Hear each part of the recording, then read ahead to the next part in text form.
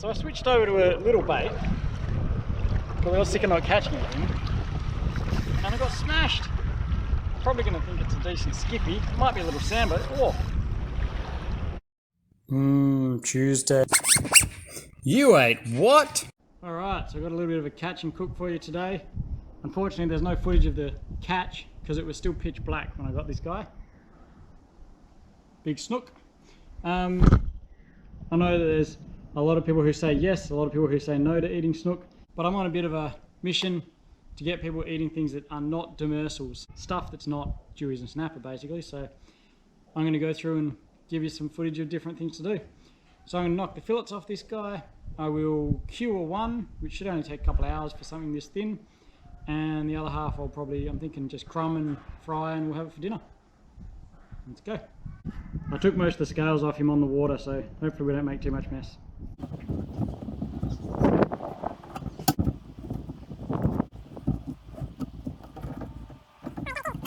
So I'm just going to skin the one that I'm going to crumb for tonight. And the fillet that I'm going to cure, I will leave the skin on. So as you can see, it's not bad. It's a little bit grey, it's not the whitest flesh. A little bit of red meat on the back. I still think it's going to be pretty tasty though. So other fillet I am literally just going to knock in half, just so it fits into a tray better. And then we'll go set up a curing mix. Alright, so a quick curing mix. I'm going to go 2 parts sugar, 1 part salt. I don't need very much, because obviously I've only got little fillets of fish. So for that, I reckon that's probably going to be enough sugar, which is 60 grams. So I'll put 30 grams of salt. Which takes us up to 90 grams, something like that. Should be right. Curing is going to be basically to taste, so I'm going to go with a fairly sweet one here. Try and get the kids to eat it. We'll see how it goes. And add a little bit of ABC sweet soy, mainly just because it gives extra colour and it's already kind of balanced in sweet and salty. I'm also going to put probably about a teaspoon of caraway seeds. I'll toast them off before I chuck them in, just to get a bit of smell going. And a little splash of single malt. Just a little splash. And then we'll mix that up and then rub it over the fish. Also forgot cracked black pepper. Good amount of that in there. Okay, so there's the mix. Nice and brown. Yep, toasted caraway, and I'm just gonna roughly spread that over the fillets. As I said before, skin side down with the fillets. And that cure will work in on that flesh, and over time it'll draw the moisture out, which will then dissolve the cure. So you'll see later when we come back to it that it'll be sitting basically in a puddle. So there you go. Looks a bit like barbecue sauce in that shot, but that's nice and evenly rubbed with that cure. And I'm going to stick it in the fridge, and for that thickness, as I say, a couple of hours and we'll come back to it. It's now been 4 hours, a bit longer than I probably should have left it. Most of that marinade has dissolved off and you've got this liquid down the bottom here. So I like to just give them a little turnover to recoat them, and then I'm going to wash them off. I'll give them a quick wash under running water. As you can see, it's maintained that colour, and then we'll just find an angle. You can shave little bits off like this, kind of like skinning normally. So as your blade hits the bottom, you just turn it flat and you take it off that skin in one go, like that. So there you have it. I can't really tell you the texture in video, but it's quite firm and sticky, like you'd expect from your smoked salmon. Smells nice, smells like whiskey. Can I taste this? It's not bad. Me? It's a little chewy, but like I said, that's probably overdone anyway.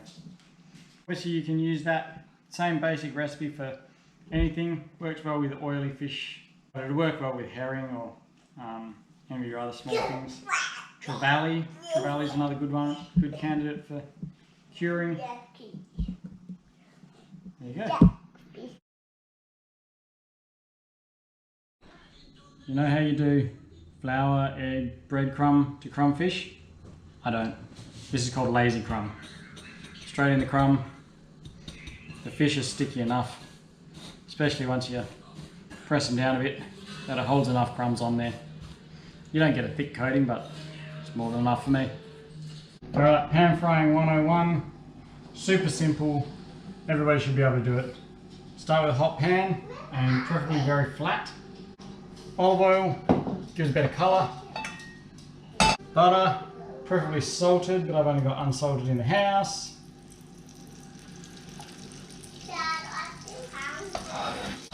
Let that sizzle, foam, gives you a bit of an idea of how hot it is. Now always with pan frying you want your product to be thin, with a fillet of snook, pretty easy. If you've got thicker stuff, turn on your oven,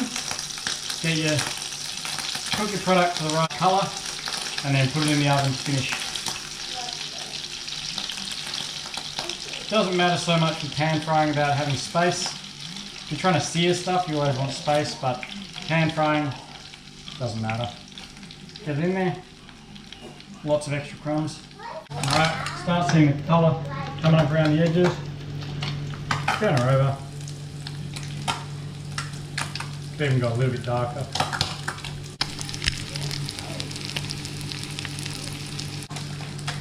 Give it a bit of wiggle. You can put your salt and pepper in the crumbs. I didn't, so I'm going to add a little bit of salt now, especially because, as I say, I don't have salted butter. Bit of salt. It's always nice, you can put some lemon zest through your crumbs, or parmesan. Either of those is delicious. Doing one pan full of thin fish. I've left it on flat out the whole time. And they'll be nicely cooked through. Let's see how this crumb snook tastes. Mrs. Tin-Yetti, the non-fish eater. What's the verdict? Not too fishy. Alright, so there we have it. Crumb snook. And this is just some jasmine rice. I cooked it with a little bit of garlic granules, just in a rice cooker as you do. And then some black sesame and a little bit of teriyaki chucked over it once it's already cooked. How does it taste?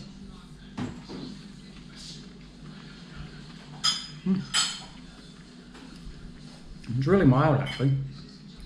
Flaky. That's delicious. So there you go. Snook. Don't chuck them back.